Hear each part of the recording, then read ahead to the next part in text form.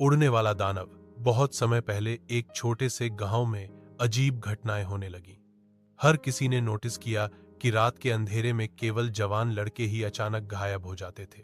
लोग कहते थे कि ये किसी जानवर का काम है, लेकिन बूढ़ी दादी हमेशा फुसफुसाकर बताती थी, ये उड़ने वाला दानव है।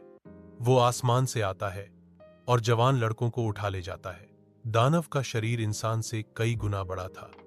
उसके काले पंख रात के अंधेरे में बादल जैसे फैल जाते, आंखें लाल अंगारों जैसी चमकती और उसकी आवाज ऐसी थी जैसे कोई टूटा बांसुरी बजा रहा हो। गांव के लोग डर के मारे अपने बच्चों को रात को बाहर निकलने ही नहीं देते थे। लेकिन एक दिन गांव का सबसे हिम्मती जवान राहुल बोला, अगर हम ऐसे ही डरते रहे तो दानव हमेशा हमें खा जाएगा। मुझे उसे रोकना ही होगा। उस रात राहुल ने अपने कमरे की खिड़की जानबूझकर खुली छोड़ दी और इंतजार करने लगा। आधी रात होते ही अचानक आकाश से एक भयानक परछाई उतरी। हवा कांपने लगी और पंखों की तेज आवाज गूंज उठी।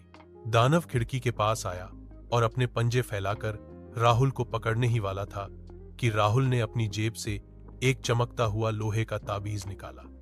यह ताबीज उसके दादा ने दिया था और कहा था, दानव कभी लोहे की चमक सहन नहीं कर सकता। जैसे ही ताबीज की रोशनी दानव की आंखों पर पड़ी, वह जोर से चीखा और आसमान में ऊंचाई तक उड़ गया। उसकी चीख इतनी भयानक थी कि पूरे गांव के लोग जाग गए। उसके बाद किसी जवान लड़के को दानव कभी नहीं ले जा पाया। लोग मानते हैं कि वो अभी भी कहीं अंधेरे आसमान में छुपा बैठा है और जिस गांव में जवान लोग लापरवाह होकर अकेले निकलेंगे, वह फिर लौट आएगा।